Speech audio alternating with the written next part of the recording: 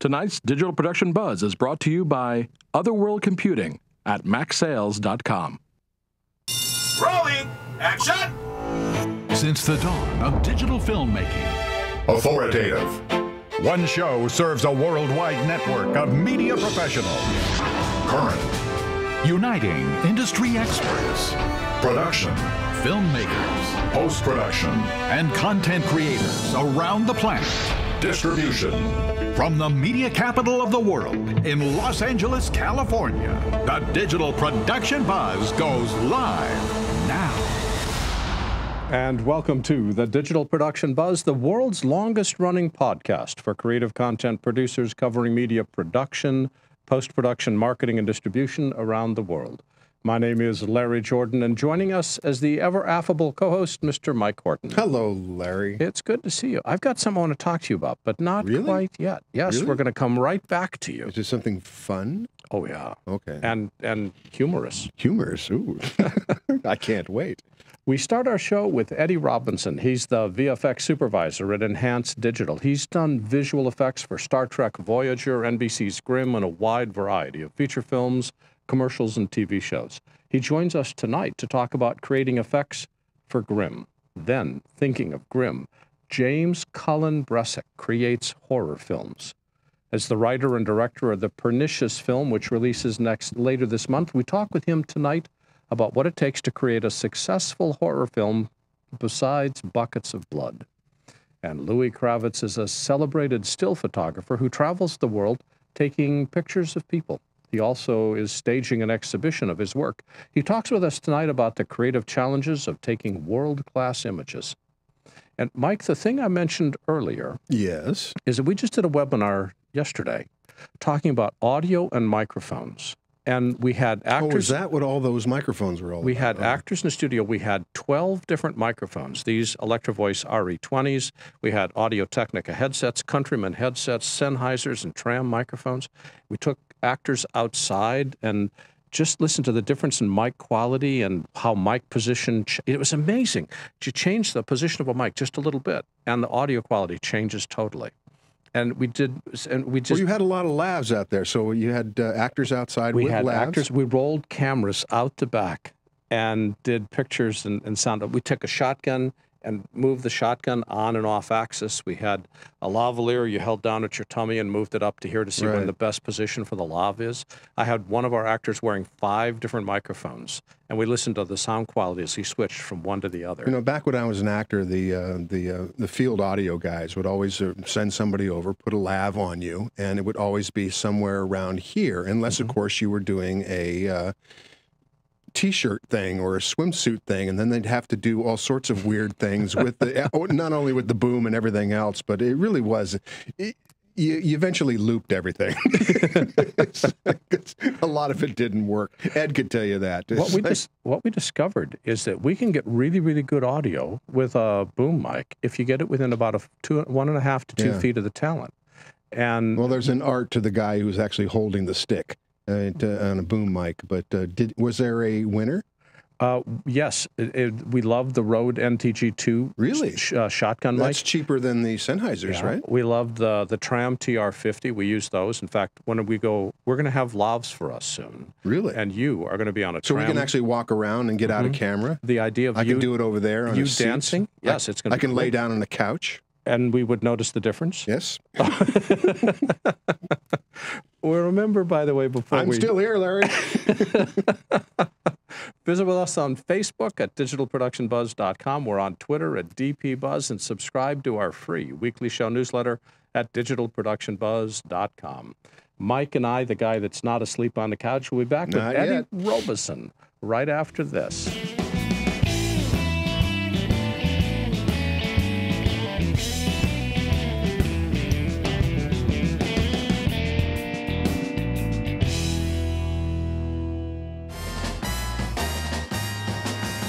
Friends at Otherworld Computing are looking for a creative, fan-made commercial. So they're hosting a video contest with an incredible grand prize, a dream video workstation. This prize package includes a 2013 Apple Mac Pro and a 4K display, an Avid Artist transport console and color control surface, a 16 terabyte OWC Thunder Bay 4, a GoPro Hero, and more. The whole package is worth over $12,000. Whether you're a seasoned pro shooting with high-end gear or a newcomer shooting with your iPhone, now you can show off your video-making talent in a 30 to 60-second commercial about OWC. The deadline for entries is June 30th, so start shooting. Visit macsales.com/video-contest for all the details. That's macsales.com. Don't miss out.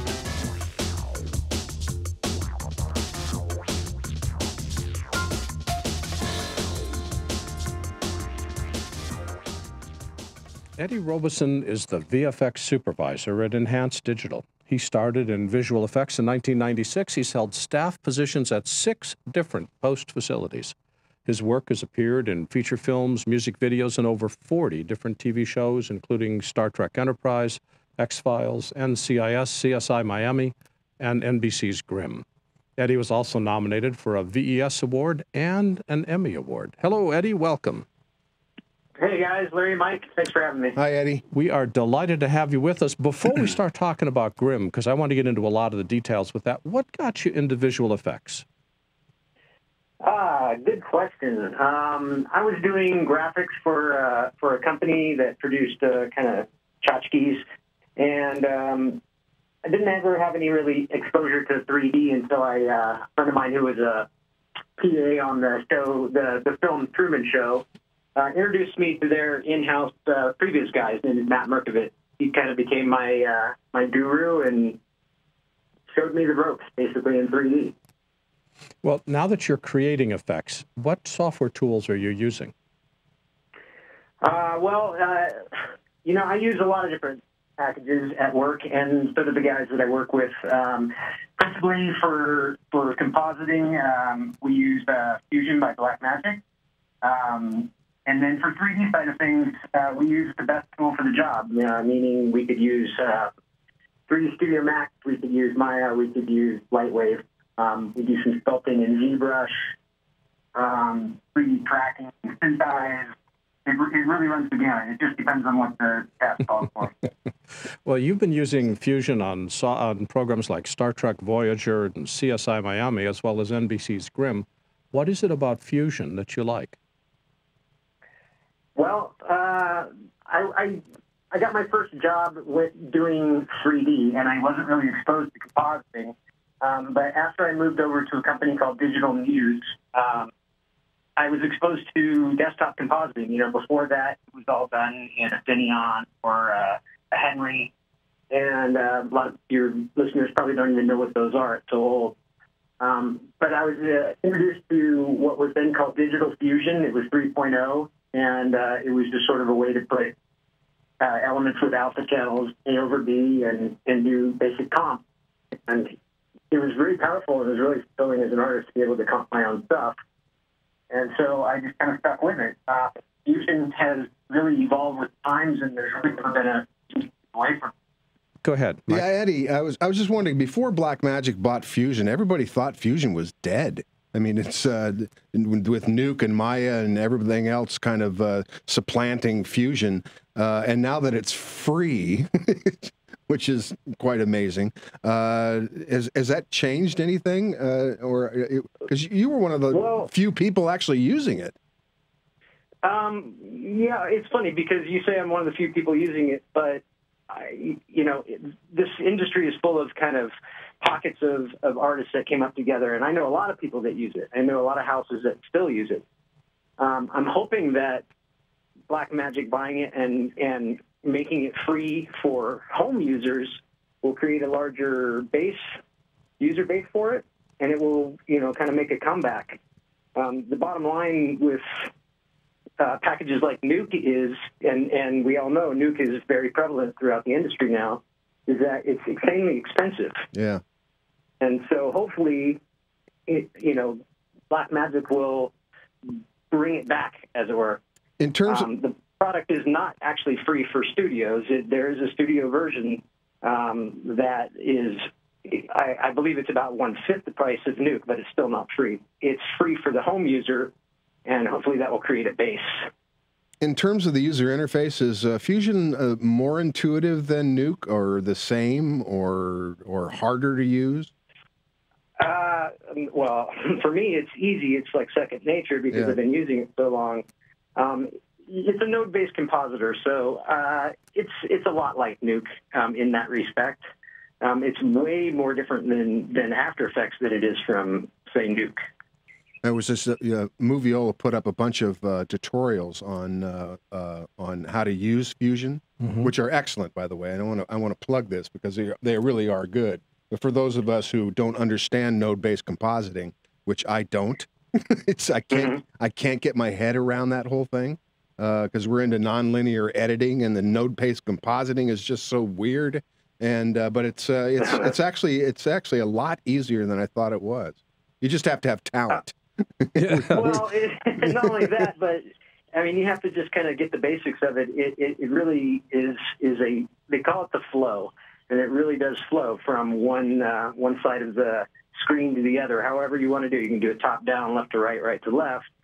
But you essentially just line up nodes and you pipe them into one another. You start, in my case, I start on the far left with my plate, and I end on the far right with my saver. Everything happens in between. It's pretty easy to follow.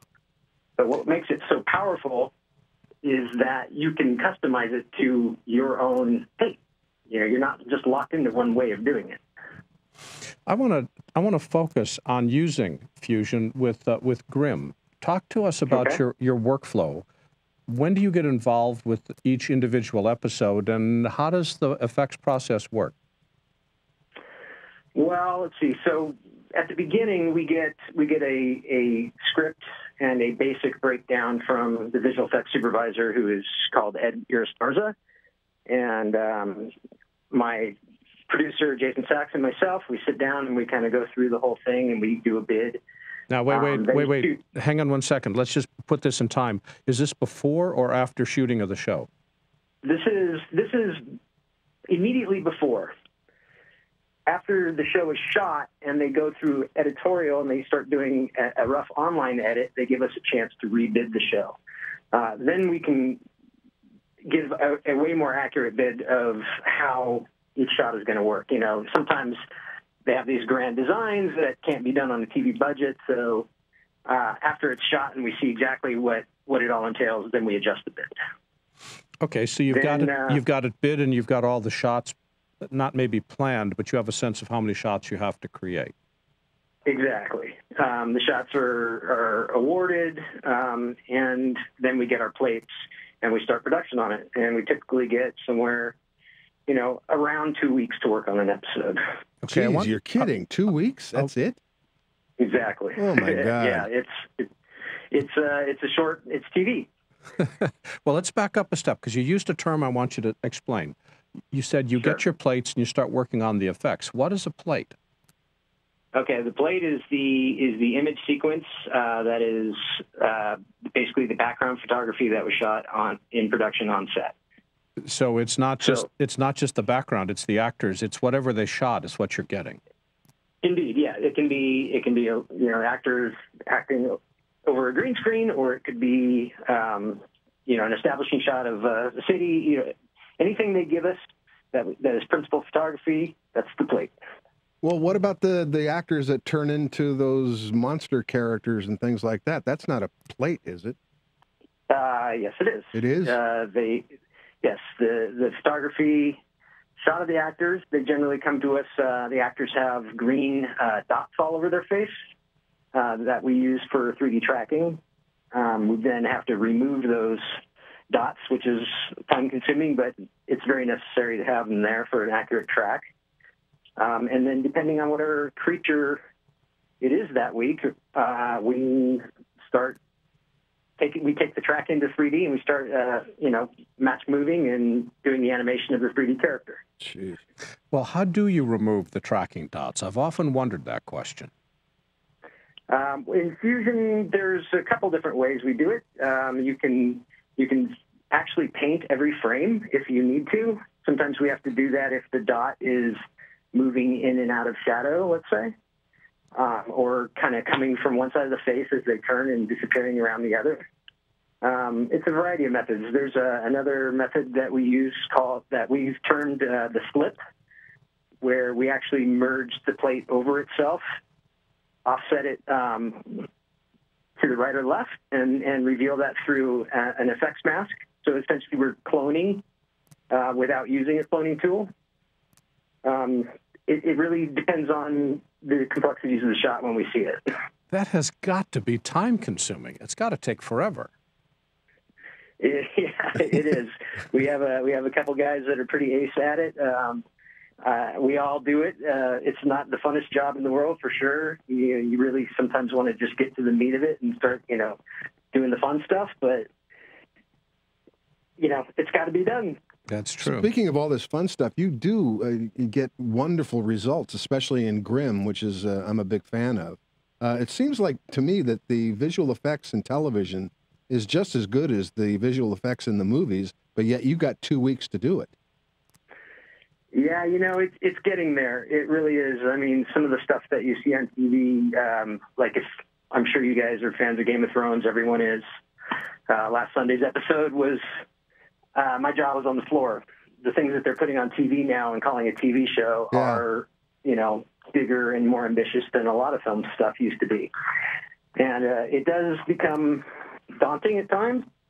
We just kind of power through. It's got really special kind of guys who we generally call them generalists because they generally can do all.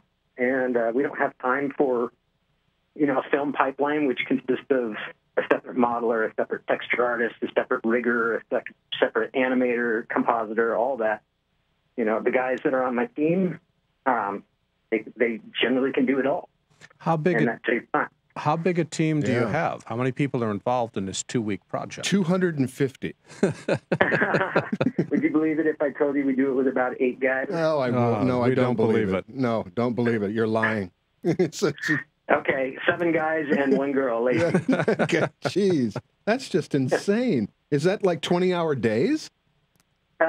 No, believe it or not, it's not. I mean, it can be, and sometimes you work a little overtime or you work a weekend day. But this is season 5. We were in at the ground floor of season 1, so we've got a really good working relationship with Ed and Adam at the on the post side of production, and we've really kind of worked it out, so we know what we're doing. We kind of hit the ground running. Yeah. And when I say 2 weeks, I'm not including that we do 2 weeks on the shots.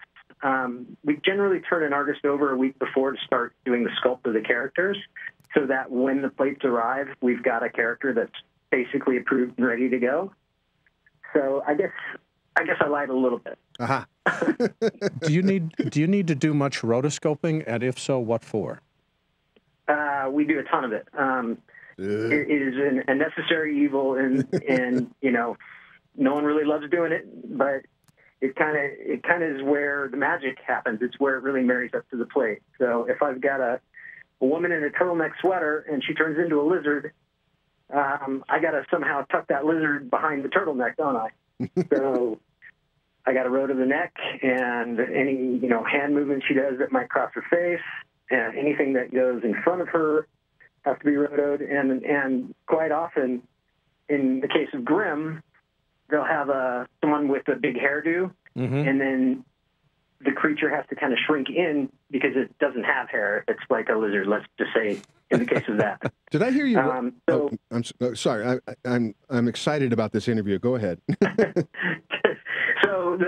So we use rotoscoping and in combination with our kind of dot removal techniques to do something called clean plating, which is removing their hair and creating pockets of clean background so that when we shrink their head into the character, you don't see all the stuff poking out from behind it.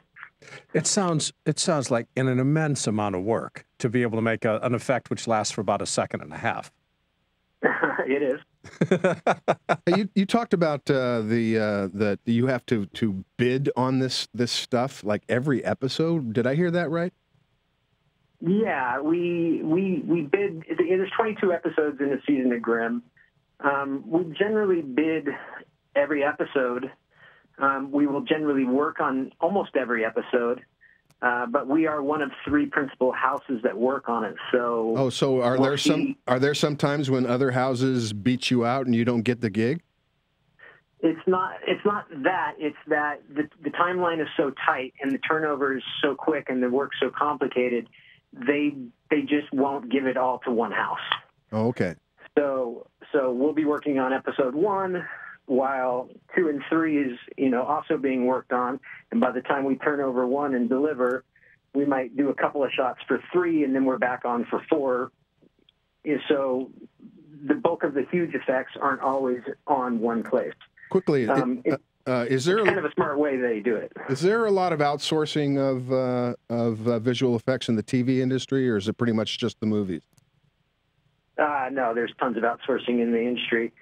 I think there's probably more film production for TV going on in Georgia right now than there is here, and not to mention Canada. But I just read an email the other day that said $350 million in tax incentives approved for California, and some of the work is coming back, and hopefully they will keep that trend going. Yeah, hopefully. Eddie, who decides the look of the effects? Do you invent it and just surprise the producers, or do you have a lot of discussions about how stuff is going to look? Yeah, they don't like surprises. They they have a concept artist for creatures that they send real cool drawings of what they think the creature should look like from a particular angle. Now, mind you, the creature needs to be sussed out from all angles because it's 3D, and the characters could be turning all which way in front of the camera. So we have to extrapolate what it looks like on the back and around the other side and all that stuff. So typically we'll take concept art and do a sculpt. We'll do what's called a rotato, which is just a rotation of the 3D model, and send it off for approval.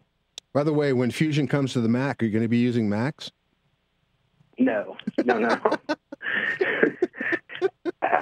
My iPhone that I'm talking to you on now is as far toward the Mac as I want to get. All right. What programs are you doing besides Grimm in the few seconds we've got left? Okay, well, we just finished our first full season of Jane the Virgin. We also just finished our 3rd season of Nashville. We worked on a pilot called Rush Hour, which will be a mid-season replacement. It was picked up, and we have not heard word yet that we got it for series, but we did over 100 shots for that pilot. Wow. We worked on episodes, which is on Showtime, I believe. And Eddie, for people that want to keep track of what you guys are doing, where can they go on the web? Enhance VFX, not with an E, but with an I. So INHANCE VFX.com, or just enhance.com. And Eddie Robison is the VFX supervisor for Enhance Digital. Eddie, thanks for joining us today. You bet. Thanks, Eddie. That was a lot of fun. Bye-bye. Thank you.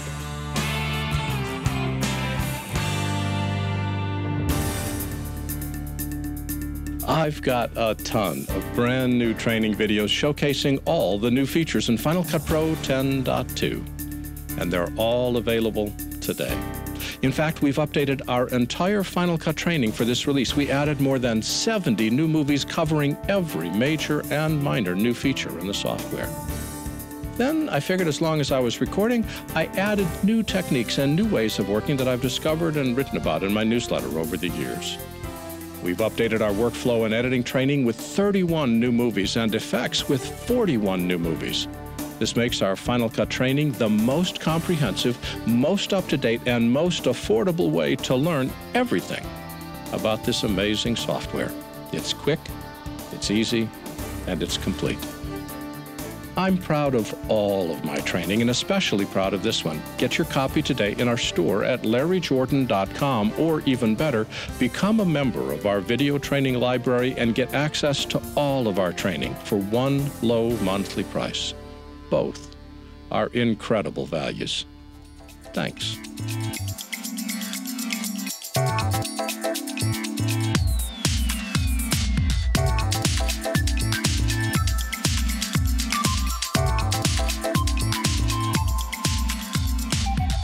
James Cullen Bressack is one of the most popular filmmakers creating modern-day horror films. His credits include Jennifer, Hate Crime, and 13-13-13, and the brand-new release, Pernicious. Shot and set in Thailand, Pernicious is a bloody, no-holds-barred horror film that is James' first theatrical release. Hello, James. Welcome. Hey, thanks for having me. Yeah, well, I'm not so sure. Anyway, we're delighted to have you as a guest. Some background music, horror background music. I need to confess up front that horror films are my least favorite film genre. Oh, really? I got 45 seconds into the trailer. I said, "This is an amazing piece of work." I mean, I get scared when the lights are on. that being said, what makes horror films so fascinating to you? You know, for me, working with an actor and talking with them about, like, you know, the darkest recesses of humanity and the human mind always interested me, you know, because no evil person ever truly feels that they're evil. Well, that's a true statement for sure. I was just thinking, wearing your filmmaker hat, it's been said that the most profitable genre for independent filmmakers is horror films. Have you found that to be true for yourself? Well, you know, I don't necessarily know. I mean, I guess they would say that horror is the most profitable genre, but I mean, I didn't really dabble in other genres, so I can't really compare. Oh, the horror's all you've done? Yeah, I mean, I'm now in production on my first drama, but I've only done horror. Now, how do you define a horror movie? I define a horror movie as ordinary people put in extraordinary situations. Well, that could be a suspense film. That could be a thriller. That could be a lot of things. Would The Exorcist be a horror film? Would The Omen be a horror film? I believe The Exorcist is a horror film. I believe The Omen is a horror film. But, I mean, that's like how, you know, mainstream society would classify it. I actually personally feel like I've never really made a horror film. I've just made stories about people that have crazy things that happen in it. But I mean, you know, what makes it a horror film if a ghost shows up and kills people? Is it just the fact that it's killing people, or is it like, you know, if the ghost shows up and is friendly, is that still a horror film? You know what I mean? So I definitely think that, you know, something like watching Saving Private Ryan, that's terrifying, but it's not a horror film. You know, so I think that, you know, sometimes we try to clump things in genres, but ultimately I think I haven't quite really made horror films. I've made stories about people. Well, we're forced to classify these films into genres now with the internet and keywords and Netflix, and in order to search for something, you have to have a keyword, and one of those keywords is horror. Yeah, definitely. You know, I definitely think that the horror films that I've made are kind of a little different than others, but I definitely agree with you. James, can you tell us about your newest film, Pernicious? My newest film, Pernicious, is about 3 girls going to Thailand and awakening an ancient evil. That sounds like a perfect horror film. Perfect horror film. Like I said, I watched the beginning of the trailer, and some of the imagery is really, really nice. What was it like to shoot in Thailand? Oh, it was amazing. It was such a beautiful place. You know, I spent 3 months there, and it's just, you know, something that I will live with for, you know, ever. I'm going to remember that for the rest of my life. That is very cool. I heard it's hot. Oh, you have no idea. It's hot, it's humid. I mean, like, you're walking and it feels like you're swimming. Put your writer-director hat on, because you were both the writer and the director for Pernicious. Do you have, when you're writing a film, we'll call it a horror film, when you're writing a horror film, are you keeping certain ideas in mind as opposed to writing a drama? Is there genre tricks that you're using to keep the audience enthralled? Yeah, I mean, like, I like to go by an 8-act structure that horror films follow sometimes, whereas most follow like a 3-act structure, but an 8-act structure makes sure that something scary happens every couple pages. And then I also usually every movie, probably why I say that I haven't really made a horror movie is every single horror movie I write, I start off writing as like a comedy or as a drama, and then I get sick of the characters, so I start killing them. So like I never really set out to make a horror film. So like when you're watching Pernicious, the first half of the movie, like, you know, isn't really that scary. But then I'm like, nah, everybody has to die now. It sounds to me like in order to make it really scary, the audience has to care at some level about the characters. Because, yeah, I definitely think there has to be that connection. And if they don't, if they're just cartoons, then it's not scary to put them in jeopardy because nobody particularly cares. That is, I definitely agree with that. I definitely agree with that. Although I would be shocked if they were literal cartoons in the roles of characters. We have a live chat, and Eric on our live chat wanted to know more specifically, where did you shoot in Thailand? I shot in Bangkok and Ayutthaya. And when you are creating a horror film, how important are effects, or is it more the characters in jeopardy? I think the characters in jeopardy are important, but myself being a huge fan of practical effects, I think the effects are everything, really. What kind, are these all mechanical that you do on set, or are you going back and doing them in post later? These are all practical. We did these on set. And so, you know, I think having real practical gore is important. I mean, it's just so much more visceral and disgusting. And I'm heavily inspired by the films of the 1980s, which, I mean, the gore back then was so much better than the CGI stuff that they do today. Yeah, that was going to be my next question. Who are your influencers here in the 1980s, you just said? Yeah, I was heavily influenced by a lot of Asian cinema. I mean, I've always been a huge fan of Korean and Japanese films, the works of Takashi Miike and Park Chan-wook, but I definitely was heavily inspired by Eli Roth. Yeah, you get a lot of gore there, babe. Do you need to when you're casting, are you looking for a particular type of actor?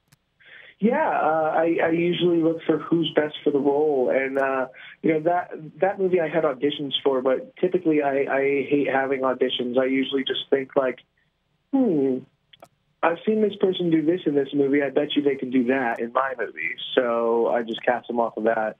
That's really the only way, especially if you're going to bring your actors to a hot and humid place where the conditions are not exactly wonderful. You better have really, really good food and a really, really good time and really, really good personalities. Definitely. And, you know, I was blessed with these three girls. They were so amazing to work with and super sweet. That's great. Do you enjoy writing the film, directing the film, or marketing the film the most? I enjoy all three. You know, I think that it's part of the film for me. I mean, I prefer doing all three. You know, I think it's all rolled into my job as the director. Now, my understanding is Pernicious has been picked up by a company that's their first-time feature, and it's also your first theatrical release. How did that happen? The producers behind the film just, you know, really believe in it, and they wanted to give it a theatrical release, so they made sure that it happened. Did you have to run the gamut of the film festival circuit and all that kind of stuff before you got the sale? Yeah. I mean, we played festivals in Spain, and I did a Q&A for a festival in Australia, and we played, you know, festivals in Thailand. We played all around the world, so we definitely did the festival circuit. Back to our live chat, Caesar writes that I'm a horror movie fan. I just saw the trailer for Pernicious, and it looks interesting. My favorite horror film, Caesar continues, is probably Rob Zombie's Halloween. He took horror to a new level. Did you see that? Rob Zombie did Halloween? I don't think so. I did see Rob Zombie's Halloween. We did? And though I did think it was good, I do challenge you to see John Carpenter's Halloween. Yes, that's that one. Okay, because I was thinking of John Carpenter's Halloween, not Rob Zombie's. Well, we'll see if Caesar has a comment, but he specifically asked about Rob Zombie's Halloween. So everybody's got favorites. I definitely think Rob Zombie's Halloween is a visceral film, and it's definitely a darker look into the character of Michael Myers. And I definitely did enjoy it. I just will always forever be a fan of the original. Yeah. How can you not? Thinking of fans of films, where can people go on the web to learn more about Pernicious? You can check out Pernicious on perniciousthemovie.com, or you can check out my website, jamescullenbressack.com, or follow me on Twitter at jamescullenb, or follow Pernicious the Movie on Twitter. And for those of you that want, that's perniciousthemovie.com or James Cullen Bressack. That's B-R-E-S-S-A-C-K, Bressack.com. James, thanks for joining us today. Thank you so much for having me. Thanks, James. Bye-bye.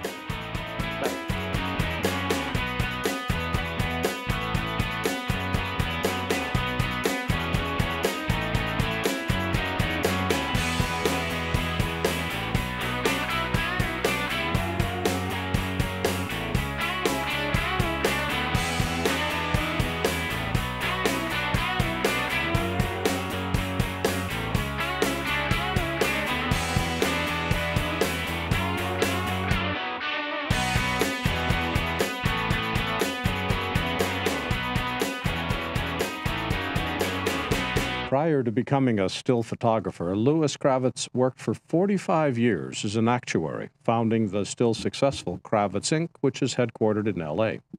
We caught up to him at the Coffee Fix in Studio City, where he's exhibiting a fascinating series entitled Kolkata Morning.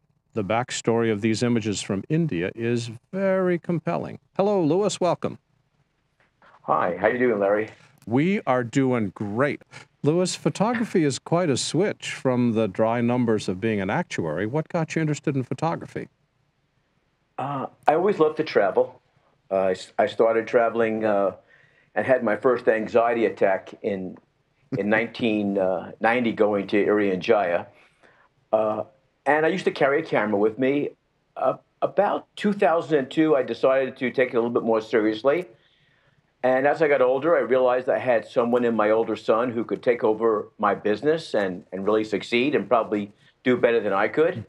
And photography was my way out of my business. So my son now runs our business. It's an actuarial consulting firm in Encino. And I get to travel the world and take pictures. Wow. What a great life. You're absolutely right. I'm a very fortunate man. On your website, you describe your photos as being about people and their reaction to you. What do you mean by reaction?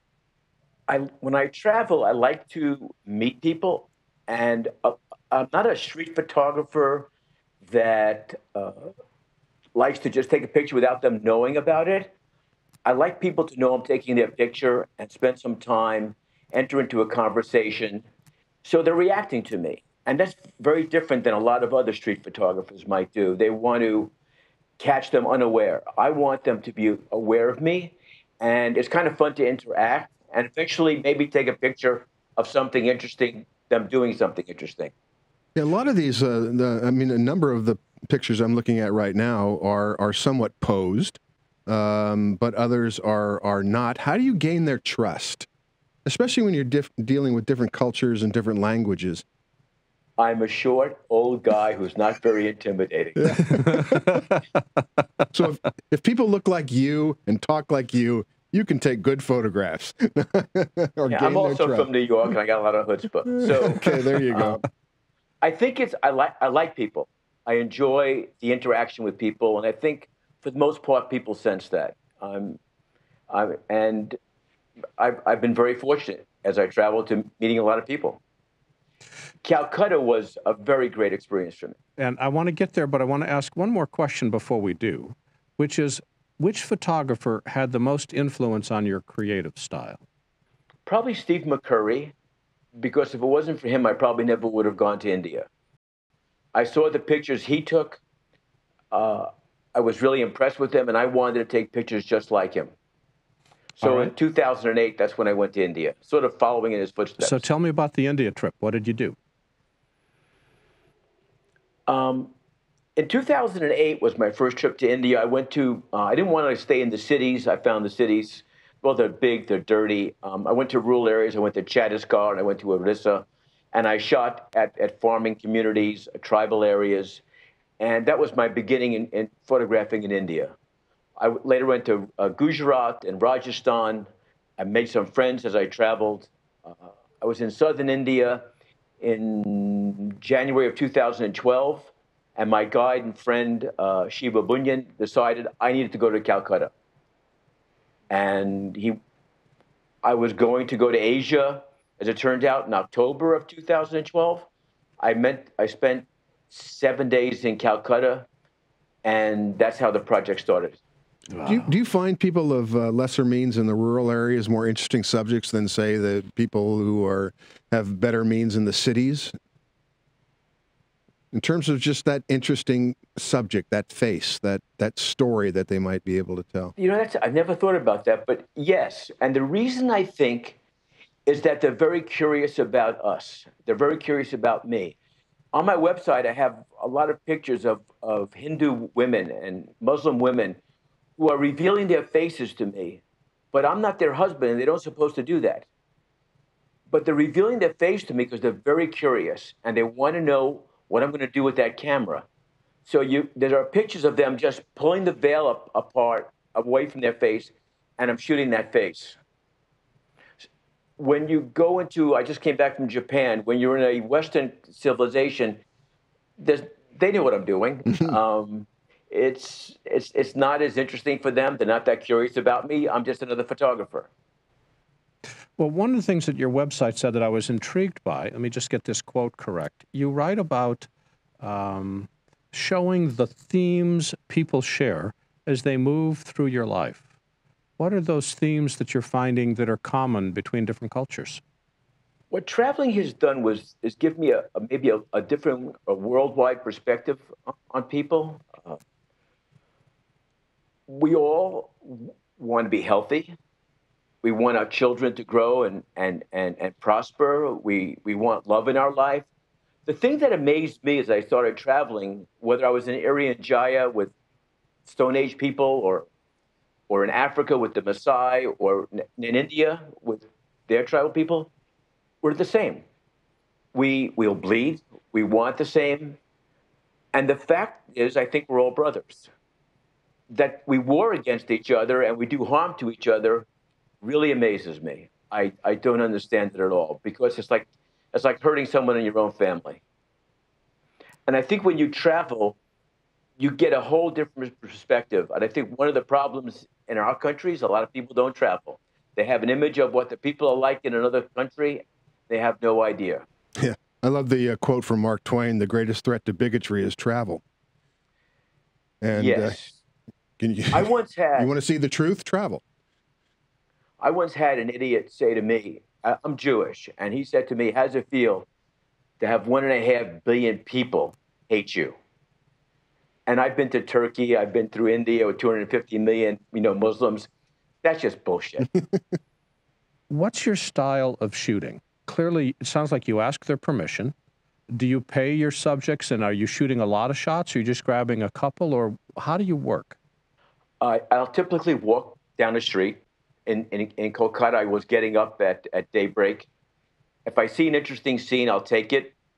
If I see an interesting face, I might shoot first, and then my style is to, if you were standing in the street, I might shoot you from a distance. If you're a modern man, I might pick up my camera and nudge to you and ask you basically if it's okay. And if you nodded yes, I would shoot, and I would keep getting closer and closer to you, and keep taking pictures as I get closer, and then eventually get into a conversation. If we don't speak the same language, it's very hard to do that. So it's more like smiles, it's more like body language. You're sort of just connecting, and as we're connecting, I'm shooting. You're sort of connecting with your eyes. Does that make sense? It does, but how do you handle things like releases? If you're going to sell a photograph or publish a photograph, how do you get releases for your subjects? Well, when you're in India, I just don't. I don't expect to be using it commercially.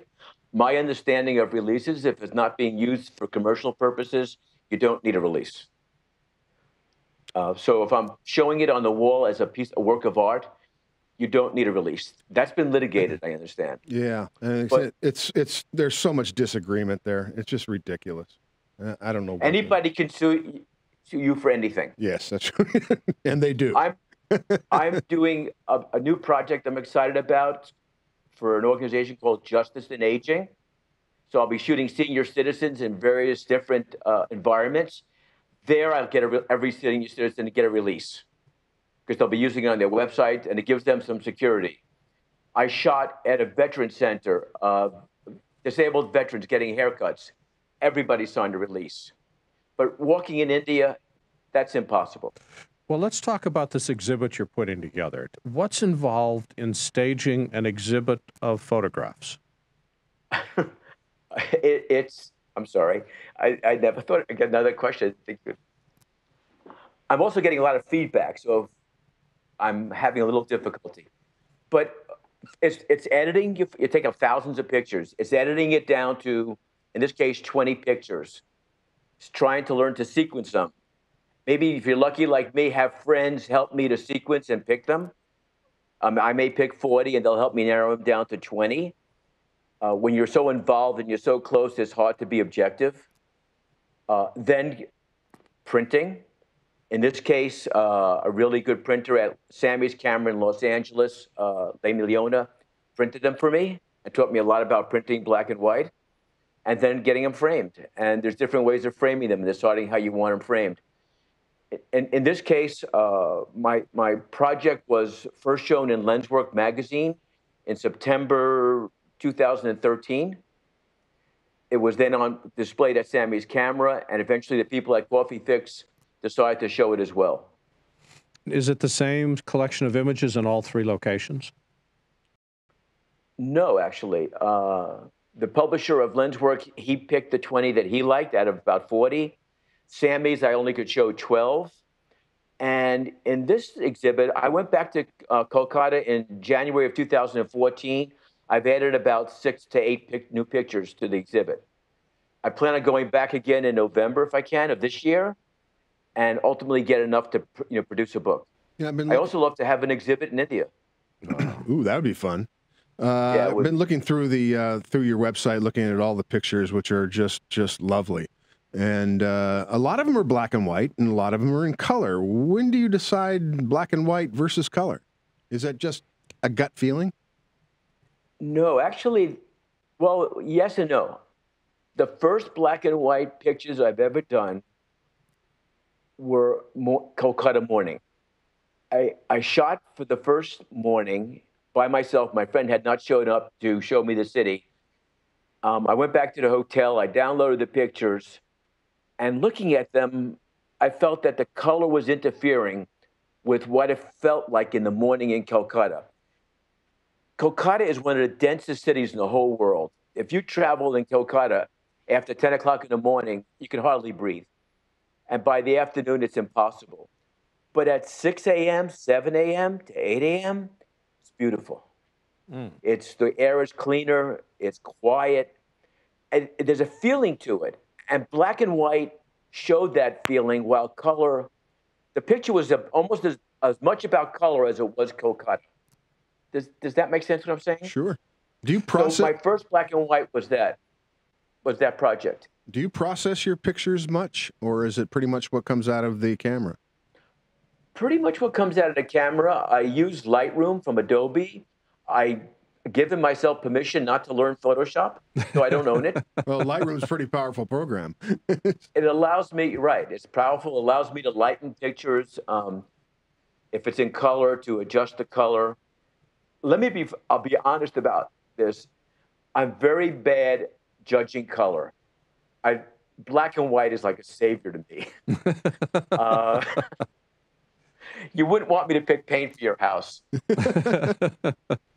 Do you sign your photographs?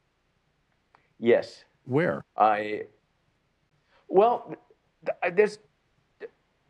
originally signing them on the photographs, just like an artist would on a painting. And I recently went to an exhibit, and I saw how they framed it, where the photographer printed it with about a 1-inch border around the print, and he signed in the border. And then he framed it. The frame and the matting came to the paper, so you were able to see the paper. And I really like that look. So right now, all my pictures in the future will have about a 1-inch border. I'll sign in the border. If the picture has a title, I'll put it in the border. I'll date it in the border. number it in a border, and then frame it. I think it's a lot prettier. We have 4 photographers on our crew, and they are all dying to know what camera you shoot with. What's the most important lens to have? I shoot with a Leica. And the reason I picked the Leica is that before I went to digital, I shot with a rangefinder, and it's smaller. I used a, you know, I'm having a senior moment. There are not many rangefinders. I'll think about it in a minute. When I'm walking in the street and you have a small camera, it's much less intimidating than walking with a Nikon and a camera, a Nikon or a Canon, and a lens, you know, this big. Yeah. So mine looks like an old camera. It looks like a film camera. It's not as digital. It's probably one of the most expensive cameras made, but it doesn't look it. Mm-hmm. So I'm not as intimidating. I typically shoot with a 35 or 50 millimeter lens, mostly with 50. Wow. So you got to get up. You got to get up close to your subjects. Yes. And that's what I enjoy about it. I'm basically standing next to you. Yeah. Now, wait a minute. I want to make sure I heard this. You're shooting with a 50 millimeter lens, not a zoom, but a fixed length? Leica, right. Leica doesn't make a zoom lens for its digital rangefinder. So the only lens I can have is, my longest lens is a 90 millimeter. And I might use that for a portrait session, but going in the street, a 35 and a 50 serves me really well. And what format are you shooting? It's a 35 millimeter 2x3 format. How fast are those lenses? Or that the 50 lens? Is that a the 50 is an f2, and the 35 is 1.4. Does it matter, like when you were going out to the rice fields in Cambodia, do you want to be out there in early morning and late afternoon during magic hour, or can you get those great shots during noon? I think you really would like to be out there in the magic hour, you know, in the morning or late afternoon, but often you don't have that choice. You're traveling. So you have to learn how to make adjustments, and slowly, as I learn, I'm learning how to shoot at noon as well. They're just different. Yeah, it's just good stuff there. How about lens filters? Are you using anything special on the camera lens itself? No, I don't use any filters other than a protective filter so that the lens doesn't get damaged. You know, a neutral UV lens filter. You don't want to drop a Leica into a rice paddy. No, a bad idea. That's a really bad thing to do. You don't want to drop it at all. It's a sensitive camera. Well, back to our 4 photographers in the back. They all want to carry your suitcases on your next trip to India or Israel or anywhere else. So if you need volunteers, they know you've got a place to look. Thank you. Do you have any inkling to get one of those Canons or Nikons with the giant zoom lenses my wife owns the Nikon D800 with a 28 to 300, I think it is. But she has just decided she just shoots with a 50 or an 85, and that's all she carries now. Well, that 800 is too heavy. Yeah, that 800 is heavy. Yes, I leave it to her. I don't use it. I like my camera. Okay, good for you. I find it very heavy. What projects are you working on next? The next project is for Justice and Aging. They are a not-for-profit organization that help senior citizens with legal matters involved with health and economic issues. Mm-hmm. They basically train other organizations, and they'll sue on behalf. They did a class action suit recently with Social Security and won hundreds of millions of dollars for seniors. I'm going to start shooting to help build a library for them they can use on their website and their blog. Doing charitable work is really great. I teach photography in LA, and I'm very fortunate. I don't need to sell my photographs. I have a chance to do work for free. That's very cool. Well, I want to be you when I grow up.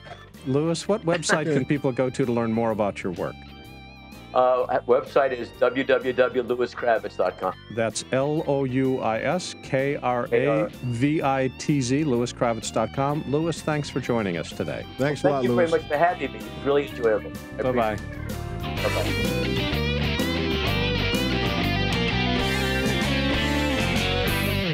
So, Mike, you want to go help him with his photography? Yeah, just like those guys. I think the entire control room is signed up to go be a volunteer for wouldn't that be great? I mean, let's just spend the rest of my life running around the world, taking and meeting people and coming up with some of these wonderful images that he does. The thing I like is that for a guy that says he doesn't understand color that well, the color images are stunning. They're rich and they're deep. They're fun to look at. Yeah, the like. Well, it's not the tool. It's the guy who's snapping the thing at the right time. But having a good tool helps. Yeah, it helps. And the Leica's an amazing piece of work. It's a very expensive camera. Those lenses and the camera is very expensive. You're going to buy one for me? Yeah. Oh, all right. Scratch that idea. If you sell all these cameras that are here, you can buy one Leica. Well, the other thing I was interested in is he works with a prime lens. He works with a fixed length lens. And rather than zoom the lens, he moves his feet. You would have thought there would have been a zoom because you look at his pictures there and you would have thought, but no, he's got to get right up to, he's got to be here. Just between you and me, right there. And that does take chutzpah. Can I take your picture? I'm from New York. I've got chutzpah. My. Yeah. It's the other interesting thing is the visceral reaction that I have and others to horror.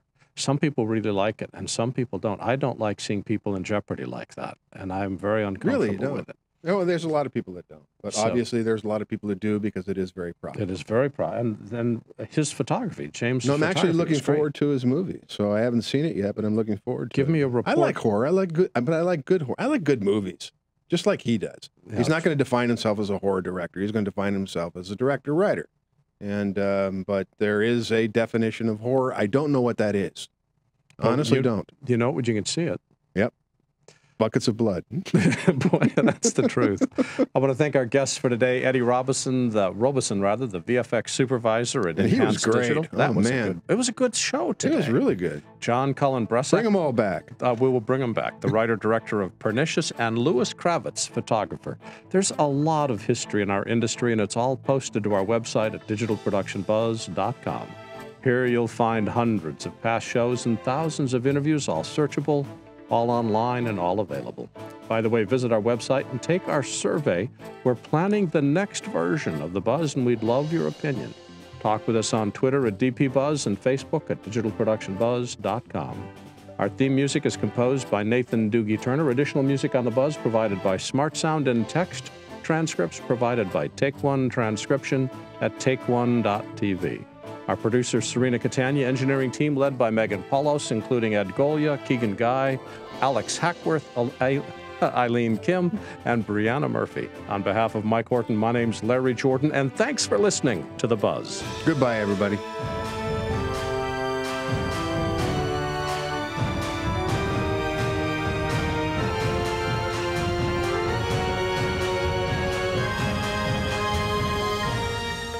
Digital Production Buzz was brought to you by Otherworld Computing, providing quality hardware solutions and extensive technical support to the worldwide computer industry since 1988.